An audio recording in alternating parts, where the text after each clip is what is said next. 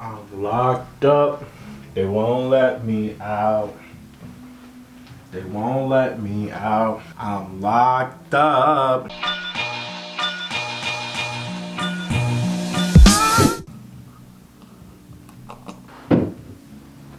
Wagwan, everyone. I hope everyone's mental health is holding up better than mine. Don't mind the hat. I found it in my closet while cleaning my room.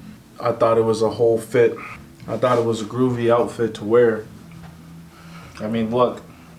Do I not remind you of the homeless man that stands outside of the 7-Eleven and asking for $1? I said, do y'all fuck with the fit today? A brother fly, ain't he? You know what's wild? Wild animals. But you know what's even more wild? Filmmakers back in the 70s. Weird transition, but listen. It ain't no secret that I like a lot of blaxploitation films. It ain't no secret. And it's also no secret that I like to watch terrible movies. This is a known fact. These motherfuckers back in the 70s didn't have Premiere Pro, autofocus, a controlled shutter like functions, man. They was just doing shit like raw. They was out here not wearing protection on these film sets, bro. It was crazy. And to think, we still got masterpieces like Petey Wheatstraw, The Devil's Son-in-Law. Damn! Damn! I'm the king of transitions in this bitch. Oh, you don't know what Petey Wheatstraw, The Devil's Son-in-Law is? Don't worry, because Mr. Aesthetic is here to tell you. It's no secret that I like bad movies. This is a well-known fact. But what I bet you didn't know is that great big booty bitches. Big booty bitches. We learn something new every day, folks. What if I told you you could make a cult classic ass movie for under $100,000? See, the normal people think that's a lot, and they're like, damn, $100,000 for a movie? I could do it. Niggas was doing that in the 70s. That being said, I want to tell y'all about the craziest movie that I probably ever watched as a kid growing up, that I probably definitely shouldn't have been watching. Let's talk about Petey Wheatstraw, The Devil's Son-in-Law. Yes, I'm Petey Wheatstraw, The Devil's Son-in-Law. Now, I haven't really watched this movie since I was like 10. When I tell y'all that this movie is wild, this shit is banging on its chest talking about it's the king of the jungle. This shit is wild. So I'm gonna do my very best to try to break down quickly and decisively the plot of Petey Wheatstraw, The Devil's Son-in-Law, from what I watched. I'm gonna try that. Petey Wheatstraw was born during a Miami hurricane and came out his mother a 6-year-old boy. Are you sure this isn't an elephant? A 6-year-old child, and then proceeded to beat the doctors in his dad's ass. After getting his ass mopped in his teens, an old man who just so happens to be a martial arts master decides to train him. You are ready now. I have taught you all the mysteries of the world and the art of self-defense. After all the training, he decides he wants to be a famous nightclub comedian, and then the old man nor his martial arts training ever come up again. Like at all. They never bring it up, like at all. Then as an adult, Petey Wheatstraw makes a deal with the devil in order to prevent a funeral massacre, so that way he and the boys can exact revenge on a group of people who wronged them and tried to kill them. And for some reason doesn't want them to perform because they think that Petey Wheatstraw's show will take all of the people from their show, even though their show was on a different night. There's a lot of plot holes in this. Petey and his boys, right? And you may even ask, what was the deal that he made with the devil? I'll tell you. He promises the devil that in return for his life and power, he will marry the devil's son, or the devil's daughter. The devil's daughter, of which is so ugly that everyone feels the need to bring it up in the movie a lot. This hoe is so ugly she can scare a hungry bulldog off the back of a meat truck. Oh, hell no, man. No, I won't marry a deal or no deal. But the bitch is still ugly enough to break daylight with her fist. I think I'd rather be dead than marry some ugly as that. Jimmy, I got to find a way to keep from marrying this ugly bitch. Maybe not a lot. They bring it up consistently though. There are a lot of jokes due to the Devil's Daughter, you know, suspense or expense at their expense. There we go. I can English, but Petey Wheatstraw is not trying to do this because the Devil's Daughter is ugly. There's a lot going on in this movie. Okay, let me just say, bear with me. This movie, ooh, damn.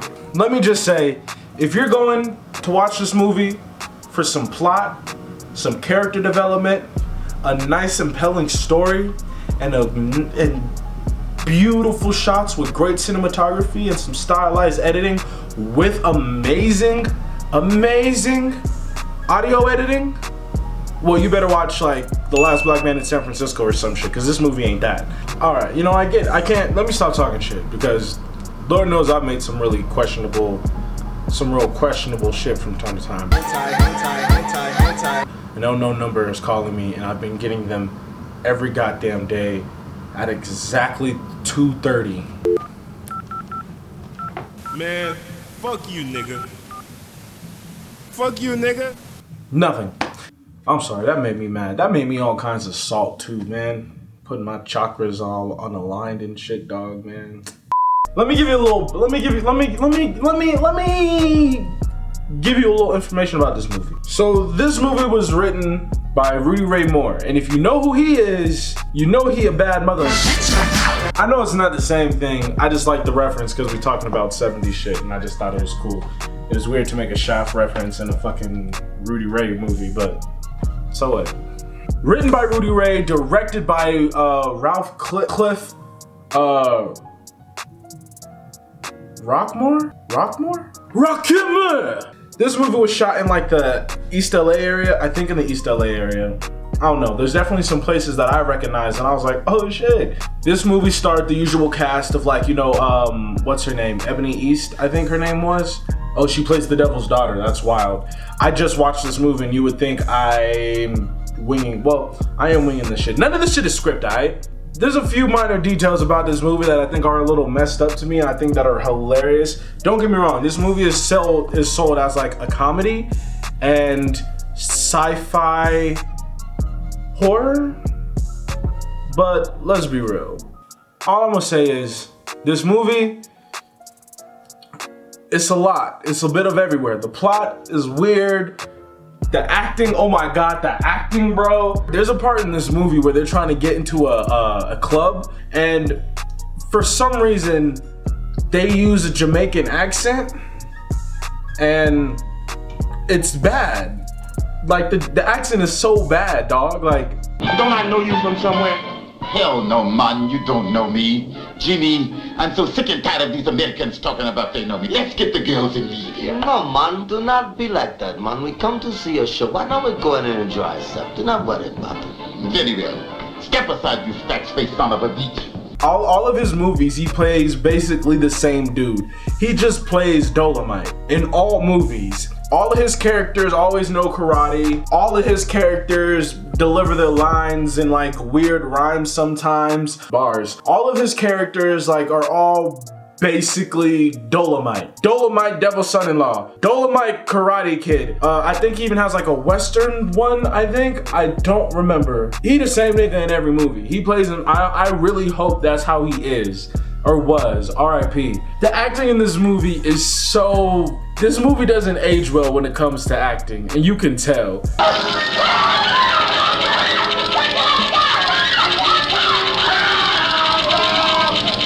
true as the stars above. And if we're talking about acting, we gotta talk about how it was written. Bro, this movie, I know Rudy Ray Moore. Rudy, I'm gonna just say Rudy. Listen, Rudy, he the GOAT, alright? He's a phenomenal filmmaker. He is. For his time, he figured out how to do all this shit cheap. That being said, he's not a writer.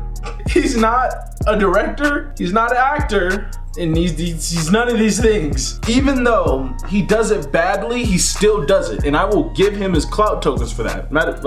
I will give him his clout tokens for that. Let me, here. And oh my god, bro, the story. Now, this movie alone has me weak just based off the story, man. I'll tell you like this. You could start watching this movie at any point, whether it be the beginning, whether it be the middle, you could watch it even 5 minutes at the end. You will still not really understand what the fuck this movie is really about. You'll know little shit, like what they're trying to do, barely. You'll be fine. You can say you've watched the movie if you just watch 5 minutes of the end and you're chilling. But obviously I don't advise that. I advise you watch the whole movie so that way you can peep up the memes and laugh your ass off, because it's bad. It's really bad. I know I'm not one to talk about this, but we're gonna talk about editing. This movie was edited by a 7-year-old in a dark room with no hands. There's like moments of this movie where like shots are a little too long or shots are weirdly cut. I ain't gonna rest until I settle with Scarface Willie.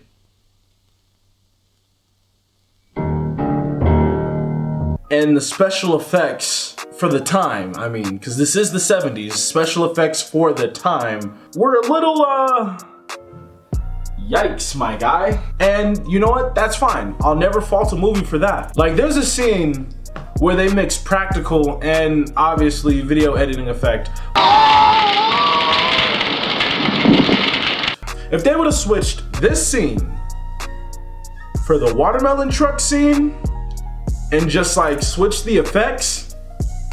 Oh, speaking of fucking watermelons, this movie really loves watermelons, dog. Like,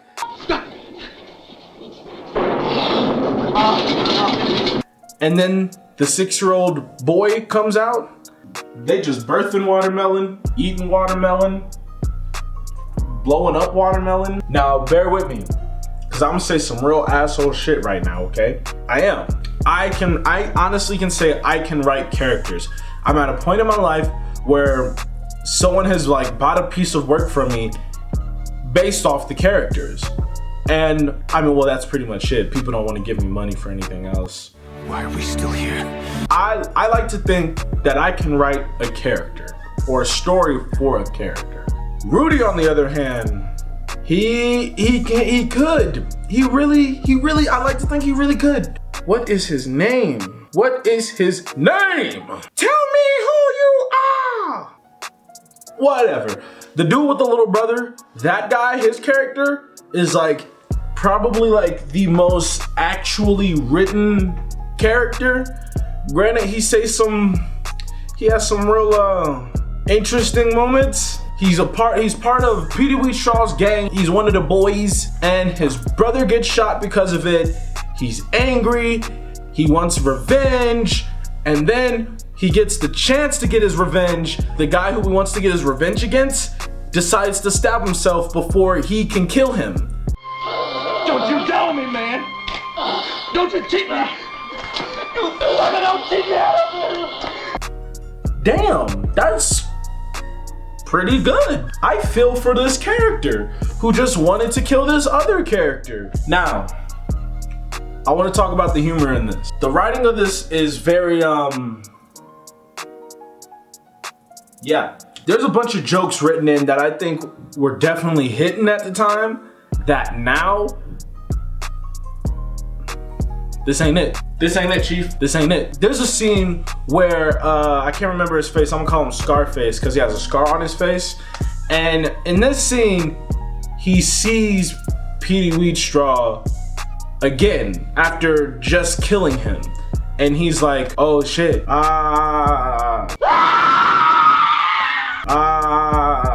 And he shits himself. Like, he shits himself and pees himself, apparently.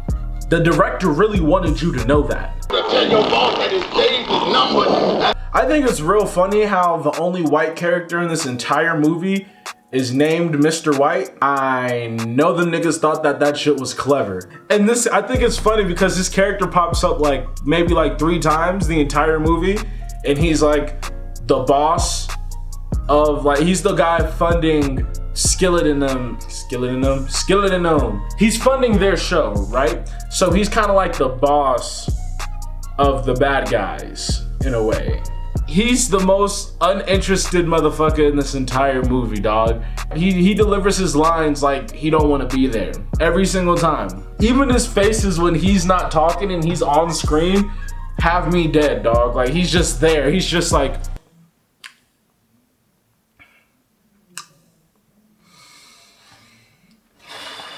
and I fucked with it heavy, dog. Also, let's talk about Lucifer for a minute because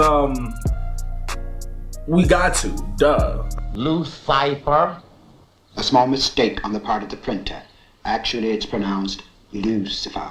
Now, I don't want to start nothing, and I ain't trying to, like, you know, I don't want no controversy, but in this movie, hell kind of looked like a vibe. The set design for when they're in hell and the editing, everything's all like sensual red. The backdrop is black. You have random like demon heads just wherever the devil is in hell. But the devil, bro, is is like is like one of the goofiest characters, dude. This actor, Tito Shaw, he can act, but in this movie, he might have acted a little too much, you know what I mean? Like, there's a part where he's like sentencing his minions to go capture Petey Wheatstraw, and it's just, Get that cane and bring that wretched Petey Wheatstraw to me. Trey Magnifique. And oh my god, let me hop on the bucket of whoever was the makeup and like the practical effects artist, because the way they made these demons look, bro, got me shook. They just put titties on people's heads. Titties, bro. I might have to censor it just because YouTube might take it down for confusing the demon heads for a boob. They might. And the way they designed the devil, bro, like his devil form, like him when he's fully a devil, you know what he looks like? He looks like one of the monsters from Where the Wild Things Are. Don't even get me started on the devil's death scene. His death scene had me gone, bro. It took me all the way out of it, dude. After he picks this man up, this old man, right? Because he's supposed to be an old dude. He picks this dude up and tosses him over the building, right? And it's just boom, he's on fire. And it clearly looks like they just threw a dummy and lit it on fire off a building. Because it doesn't even fall like a human. It's just like,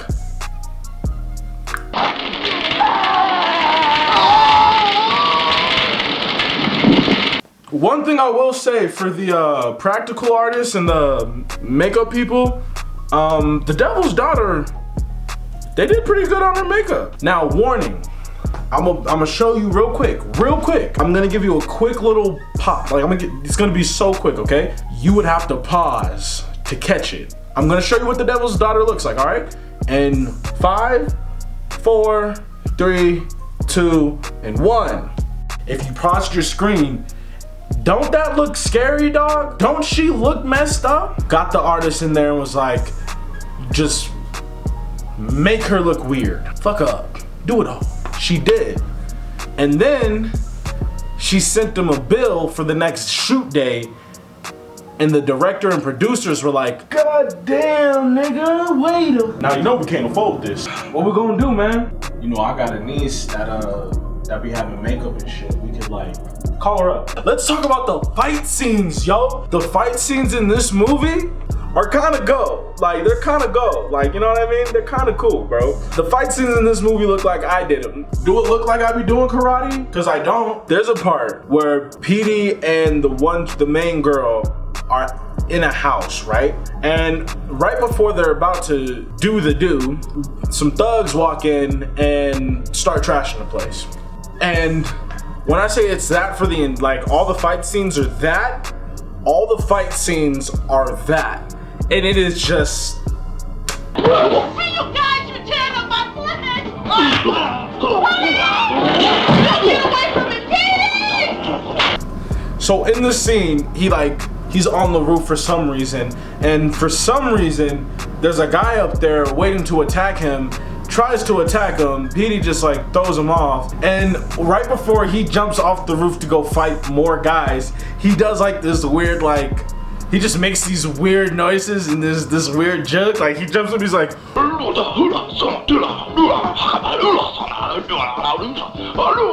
there's one dude who just straight up moans while he's getting his ass beat. Oh, speaking of sound designs in One-Armed Men, the sound design was done by one dude with an arm and no ears, because a lot of the audio is everywhere, dog. It just had me gone, bro. And then the music, there's parts where like the music will just stop. Like it'll start like, you know, the music right on top with the Foley, and then like the dialogue, and then the music would just stop.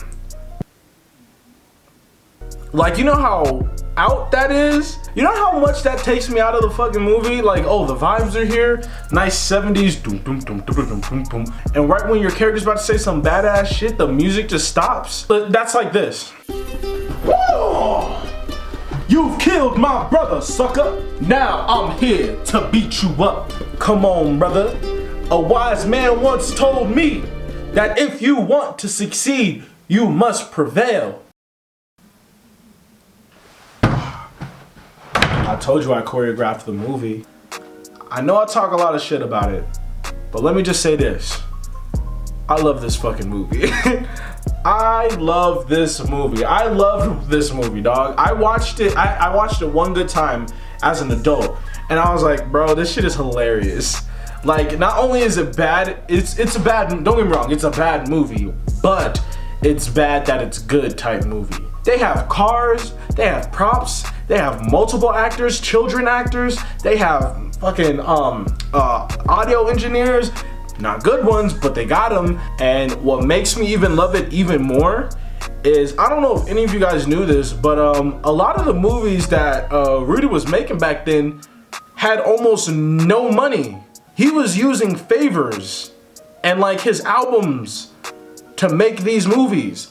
Like all of his movies had a budget of like $100,000 or less. Hey yo, say it louder for the folks in the back, B. $100,000 or less. Nowadays, that's not even enough for a camera and some lenses. That's, what are you gonna shoot with that? When I say micro budget, this is king of micro budgets, dog. This movie had so much for so little. They did so much for almost no money. That's like my kind of budget. That's the stuff that we doing, dog. Me and Jose, if not more than that. Like, black folks had to find a way. Where there's a will, there's a way, and they did it, and they found it. It was dope, cool. This is another one of those movies that just gives me like the drive to want to create some shit. Because if these people, these group of friends with no money can create a whole feature-length film, and granted not the best feature-length film, but they don't have the same technology that literally all the rich all the rich filmmakers had, and they still produce some work. What am I doing? What are you doing with your life, Isaiah? You're lazy, dog. You don't be doing shit. I highly do advise you watch this movie. This movie is awesome. It's great for the sole fact that it's bad. Like, it's a great bad movie. If y'all are out here raving about Cats, and y'all saw how big of a bomb that was, I think y'all could spend 90 minutes to watch Petey Wheatstraw, the Devil's Son-in-Law. Matter of fact, I'll even put a link in the description down here so you could watch it for free. Would you like that? To end it out, I'm gonna just say, watch the movie, but also support your independent filmmakers. Watch the movie. Drop a like to, actually no, don't drop a like. Don't like this video. Don't subscribe. Matter of fact, drop a dislike. And then go into the comments and tell me how much you hate this video that you just watched. And if it's not too much trouble, subscribe so that way you can see the shit that I post and you can continue to talk shit on every video. Oh, and as always, don't forget the aesthetics. I hope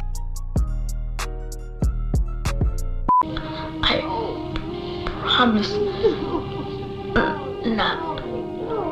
Oh, no. Damn. You gonna be alright?